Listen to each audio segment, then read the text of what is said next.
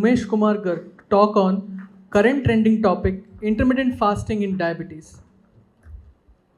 We now hand over the session to the chairpersons. As the Master of Ceremony told, the intermittent fasting is a trending topic. If you see open the internet, there are so many methods of intermittent fasting is coming. To deal with the subject, we have eminent personality, Dr. Umesh Kumar Garg. He is DM Endocrinology from SMS Medical College, Jaipur. Consultant Endocrinology, Pushpanjali Hospital and Research Center, Agra. And he has 15 publications in national and international journals. And has written 2 chapters in textbooks. Over to you, sir. Thank you, sir.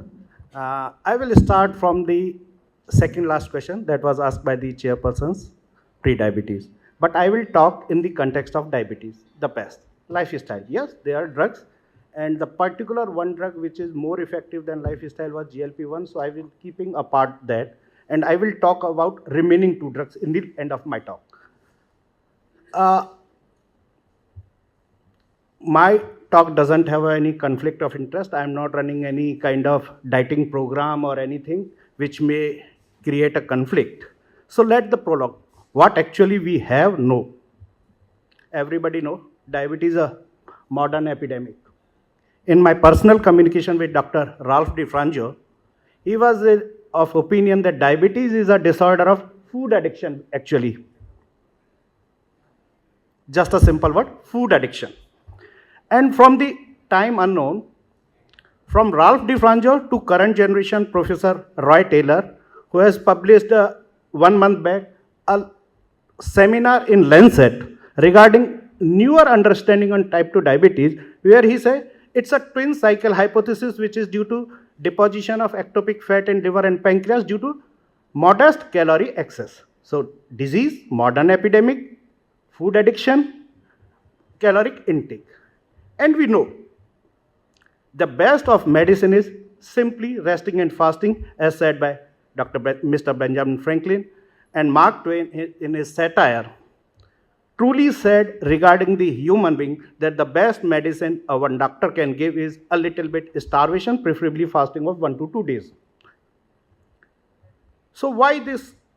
We have been in fasting from the past era of Dr. Franklin Allen, starvation diet which was supported by Jocelyn, leading to starvation, to a modern plant program in UK which was started in 2019 and published few weeks back in Lancet of type 2 diabetes to remission by a low caloric diet.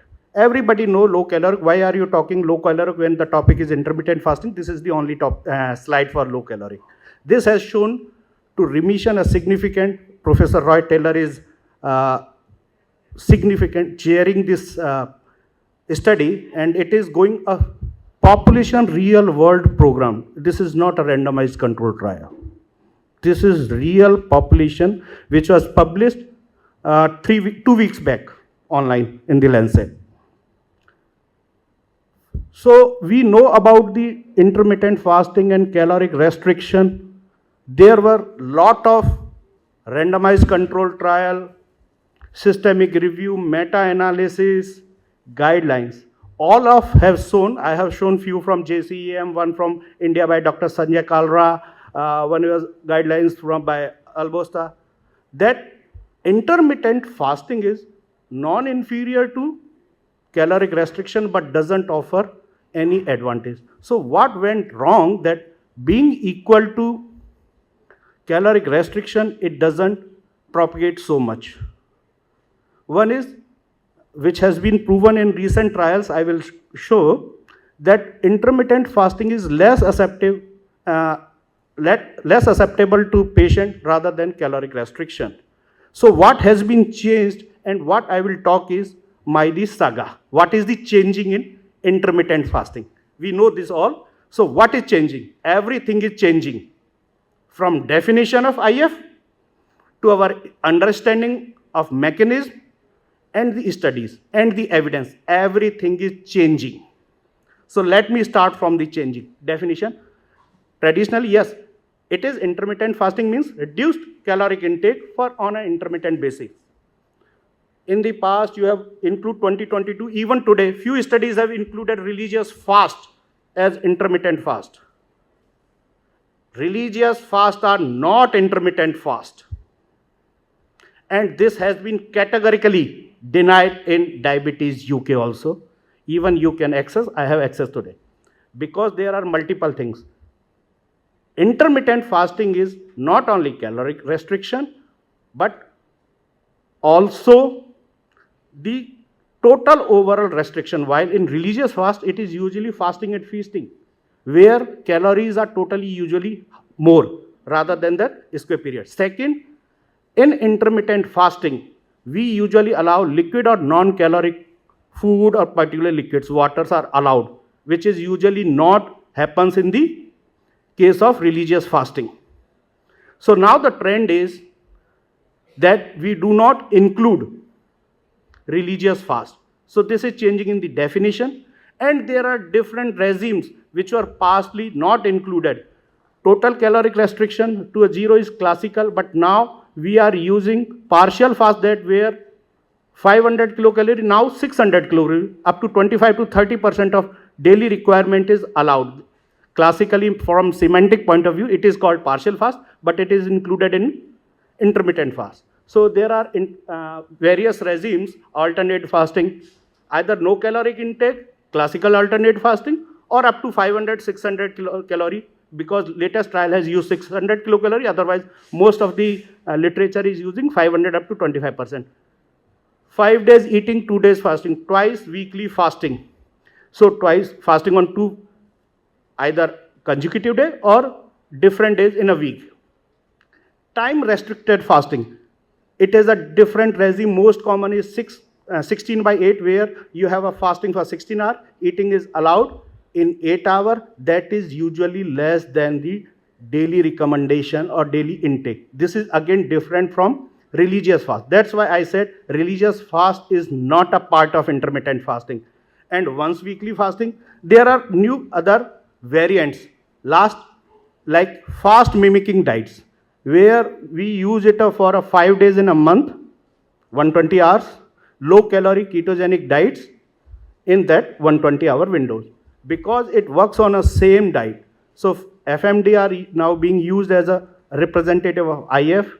There are other 10-day juice fast and various other frequency. I will not go in detail because there are hardly 1 or 2 studies, but they are now being used. So what happens in intermittent fast? What is the mechanism? It is the metabolism of carbohydrate to fat. From once you start fasting, after 12 hours, there is a switch I will discuss. Glucogenolysis increases, gluconeogenesis decreases, there is increased lipolysis and increased ketone body production. This has been proposed by Dr. Madsen as the metabolic switch. During fasting and exercise, there is increase in the ketones, ghrelin, myokines, brain-derived neurotropic factor, FGF2, sirtuin, PPAR gamma coagonist 1 alpha. These are important when we are discussing diabetes, because in diabetes you will go through how they act. And even in the rest, I will talk, there are other pathway also by reducing the mTOR, autophagy, reduced inflammation, and there are now evidence that fasting leads to pancreatic beta cell regeneration. I will discuss. So during resting, the reverse happens. So this metabolic switch allowed what is happening in the body, which is similar to mechanism of action of SGLT2, where there is a slightly profound ketogenesis. So in intermittent fasting, there is autophagy, there is decreased body weight, flexibility is increased, sensitivity is increased, redoxism. But this is not the whole. Why caloric restriction and intermittent fasting are different? Yes, they overlap. One of the common mechanisms is reduced caloric intake in both, weight loss. But they are not the similar, because they have a different mechanism, different aspect. Metabolic switch doesn't happen if you are going for intermittent fasting of less than 12 hours, and metabolic switching does not happen in caloric restriction. So there is one topic which is also coming. Does all intermittent fasting are same? Is there anything with the chrononutrition? Chrononutrition is the timing of feeding or fasting according to circadian rhythm of the body. There is one paper published last December which says that this chrononutrition is far better, having greater insulin sensitivity. I will also discuss that article. This was the article where intermittent fasting, if we restrict to this early means in the morning 6 to 12, early time restricted eating versus other caloric restriction and standard of care, what does happen? This was published in Nature Medicine 2023, last year. It has shown that early time restricted fasting compared to caloric restriction lead to greater insulin sensitivity. You can see the glucose level is reduced, insulin area under the curve is reduced. And it has shown that this is a 3-arm RCT which has shown that glucose tolerance test was improved to a greater extent in early time intermittent fasting, which is only restricted to chrononutrition. So what are the other possible mechanisms? Dr. Cheng has shown in his experiment on mice that intermittent fasting leads to increased expression of neuronal protein 3, which is associated with pancreatic beta cells, and this has been reconfirmed in animal study 2 years later. So there is 1, caloric restriction, 2nd, ketogenesis, ketone body cycle, 3rd is increased autophagy, 4th is reduced inflammation, 5th is possibly regeneration of beta cells, and 6th is synchrony with the chrononutrition and autonomic circadian rhythm. These are mechanisms. So among these, only 2 are matched by circadian caloric restriction, while intermittent fasting have a greater discount. So this was the article which was published when I was assigned. This was published few weeks back, 3 weeks back, in new onset type 2 diabetes. Can intermittent fasting, what are the drugs best we are using? Metformin, the gold standard, SGLT2 inhibitor, the new blue-eyed boys. I was discussing apart from GLP-1. In this 3-arm RCT, in new onset diabetes, intermittent fasting in twice-week fasting, TWF, or 5:2, where partial fast in the form of 600 kilocalorie was given. This was the study where rather than 500, 600 has been used, and as I already discussed in our introduction, these are the variation. You can see the mark that in this study, this twice-weekly fast achieve better glycemic control after 12 weeks of randomization therapy and 4 week follow-up, 16 weeks. And this was even better than metformin and empagliflozin. Let me show you the results. HbA1c reduction was better than metformin and empagliflozin in all patients, even in overweight, even in obese. You stratify by any means, whether HbA1c achieved less than 7%, yes, higher in intermittent fasting, less than 6.5, higher in intermittent fasting. Fasting plasma glucose reduction, higher in intermittent fasting more than metformin and empagliflozin, which are the 2 most common and blue-eyed drugs for any diabetologist or endocrinologist. And this is RCT. Doc, yes, but there are patients who are on insulin. What happens to safety of those type 2 diabetes? This was Interfast study published last year in the Diabetes Care, indexed in this year journal, published last year actually, in which 2 groups were there, RCT, intermittent fasting versus standard care. And intermittent fasting in those type 2 diabetes on insulin leads to greater HbA1c reduction in intermittent fasting compared to control group, standard treatment. And reduction in the insulin dose and reduction in the body weight. It was safe. and feasible option. So what happens to type 1 diabetes, doc? Overland has published his data on type 1 diabetes with obesity. It is safe, yes, hypoglycemia risk increases.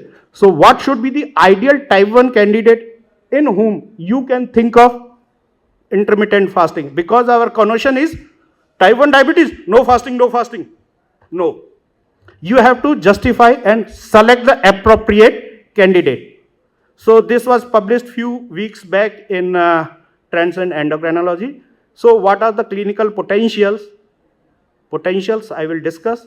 Those who are overweight or obese on multiple dose insulins or CGM with multiple dose or on insulin pump.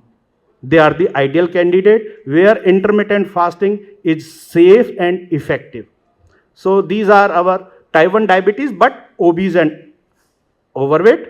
HbA1c should be less than 9.5 and who has a good access and prescription to hypoglycemic treatment including glucagon and on either MDI with CGM or insulin pump with CGM or hybrid insulin pump.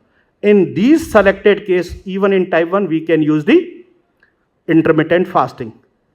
Does all intermittent fasting are same, having the same results? Answer is no. This was the meta-analysis published this year, where twice weekly, which was similar to that Chinese item, twice weekly fasting has a better impact in terms of insulin sensitivity as well as HbA1c reduction. Yes, caloric restriction has the best results in weight loss and fasting plasma. But if you look at the HbA1c and insulin sensitivity, intermittent fasting has the best results. So how do I prescribe? Doctor Sahab, aapne bol diya. I am just seeing a patient. How should I practice my intermittent fasting to a patient? At the end of the day, this is the only thing which matters. Nothing else. No matter whatever you know.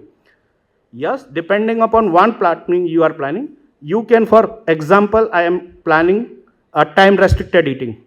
I will not go directly 16-8. I will initially start from 12-hour fasting, then will increase to 16-hour fasting, then 18-hour. Now we are using 15, 9, 24, even chrononutrition, some people are using 24 restriction. And we have to keep daily blood sugar, we have to adjust doses, and we have to support, educate, and nutritional support.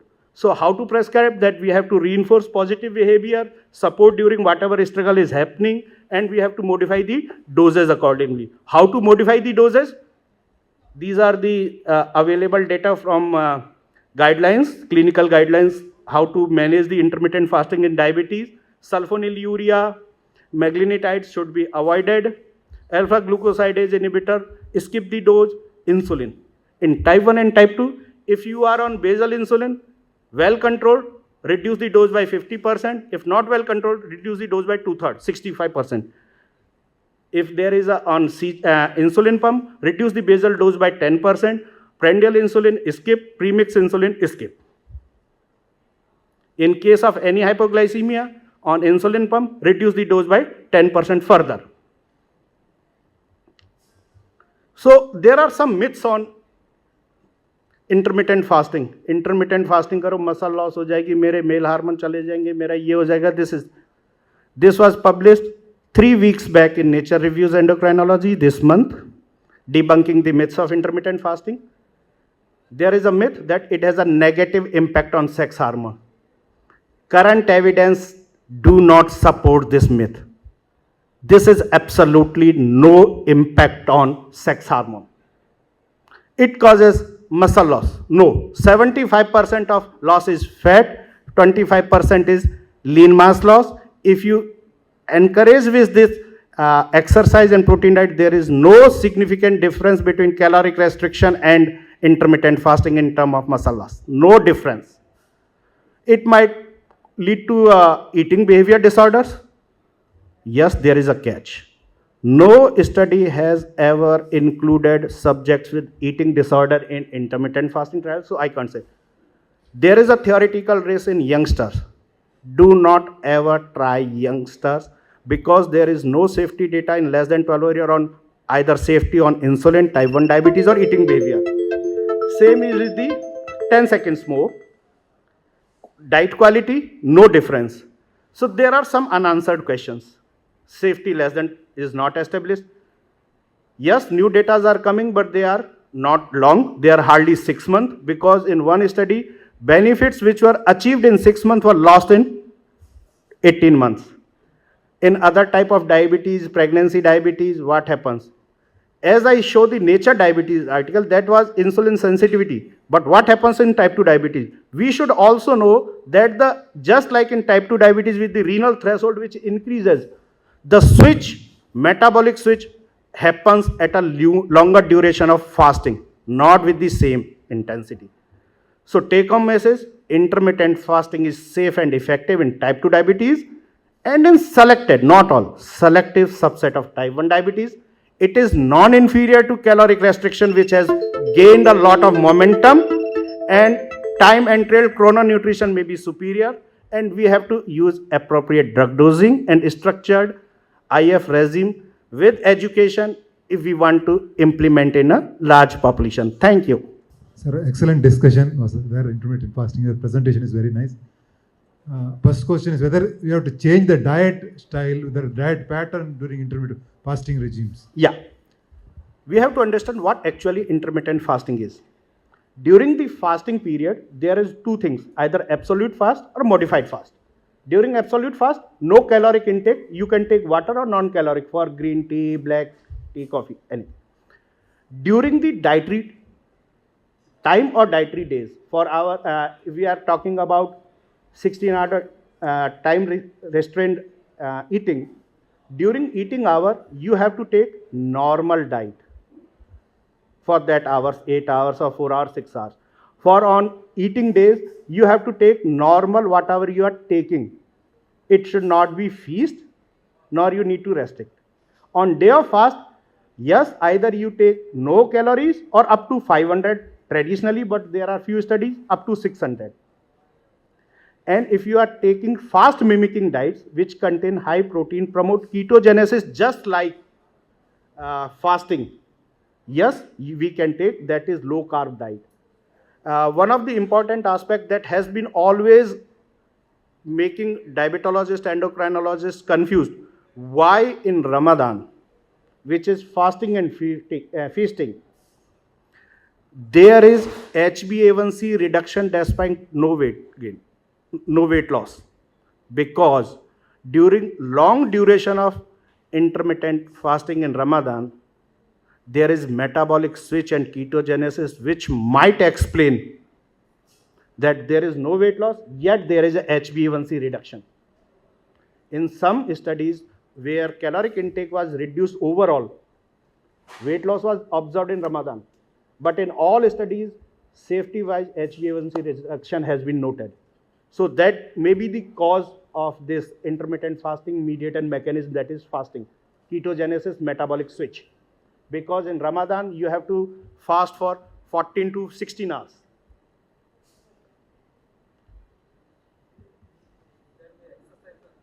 Yeah, metabolic switch is not limited to fasting. It is also with the exercise. During fasting, daily routine normal activity. The good thing with the fasting is you can take non-caloric food, that is usually clear water, broth, or tea. So there is a reduced risk of hypotension and dehydration, which happens with the religious fast. You can continue your daily routine activity during fast. During eating, you can increase physical activity to reduce the muscle mass, which was I was discussing in debunking the myths. Yeah. Fasting period, I understood, water, whatever, tea, etc. Now 16 to 8 hours regimen. 8 hours is the time for me to eat nutritious food. What are things you would recommend during that period? Whether paneer or egg whites, like that, nutritionally important items that we must eat? Normal, yeah, whatever you are normally eating, and the caloric intake should not exceed your daily routine. But what are the things you would recommend not to lose muscle mass during that? Yeah, high protein diet and resistance exercise, both. Not single thing will help you. The myth is that alone fasting will increase more muscle mass than the caloric restriction. It is not so, because the weight loss which happens, 75% is adipose tissue and 25% is lean mass. So if you look at the ratio, it actually improves. More fat is lost, whether it is caloric restriction or intermittent fasting.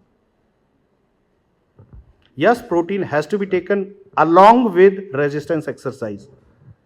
This is what